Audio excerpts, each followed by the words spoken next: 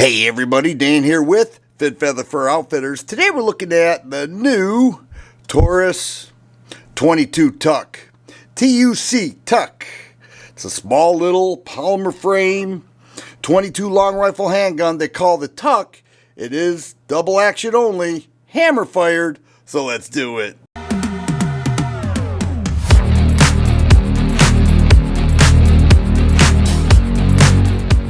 The Taurus 22 Tuck is a new release, but is this platform for Taurus a new design? And I'm going to tell you the answer is no. Many years ago, they had the PT22. It also was designed very similar. It was a tip-up barrel, just like this. The slide action was very similar. It was hammer fired. They did have some rosewood grips, and they played around with certain colors. I remember yellow and black was really neat. They had all these different colors. They had a similar magazine, which was 8-round capacity. This is a 9-round capacity magazine. It ships with one. It was very cheap, around $200. This one is a little more, but it was called the PT22. They discontinued it.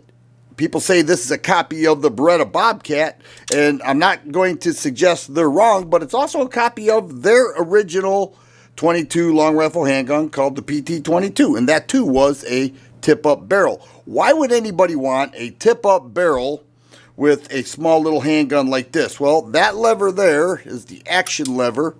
It tips up the barrel, and you simply take a 22 round, you put it in there, and you close the barrel. There is no need to charge the slide at this time, and therein lies the advantage of it, because those with weak hands, I will tell you, the slide action is very hard to do.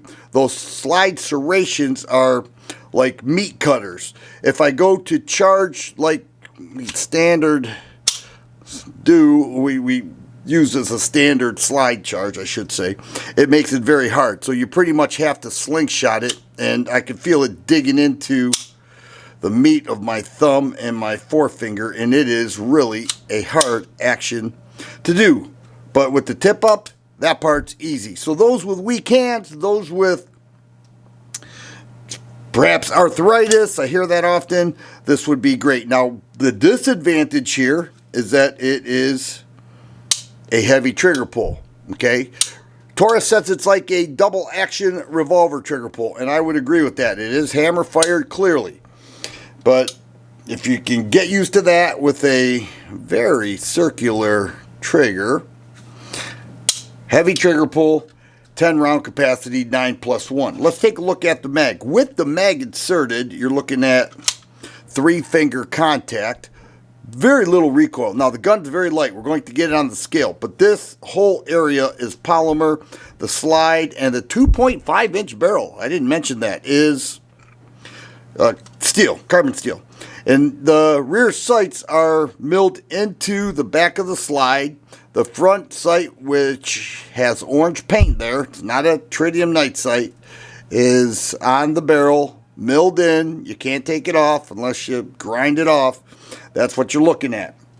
Commonly, I think people will pocket carry this little thing, and with 10 round capacity, it would be pretty nice. You look at the grip texturing, you look at the little bump right there, feels pretty good on the hand, and it is very light. Once again, we're going to get it on the scale, but the tip-up barrel is the main function here, and that is the part that people will enjoy. Perhaps senior citizens, first-time shooters, people that want low recoil and they don't want to have to charge the slide. This handgun will get you there. Let's get it on the scale, and then we'll take it apart. Without the mag, 9 ounces and an eighth. Here we have a loaded mag, 9 rounds of 22 long rifle. 11 3/8 ounces, there's your carry round. 11 5/8 ounces, so it's under 12 ounces loaded. A little pocket holster, let's see how much that weighs. 12 3/4 ounces if you decide to carry this in the pocket.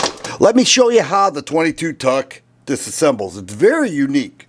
I'm going to tip up the barrel, get it all the way up, and we'll see There is no round in there or anything. This slide is tension held. And when the barrel's locked in, it'll lock in the slide. But when the barrel's tipped up, it's tension held. I'm going to pull up on the top of it and remove the slide. That's it.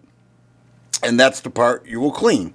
Pretty much with the Q-tip and some solvent, you'll just run it through any areas of built up carbon or so forth. Clean off the feed ramp, perhaps run a bore brush through that.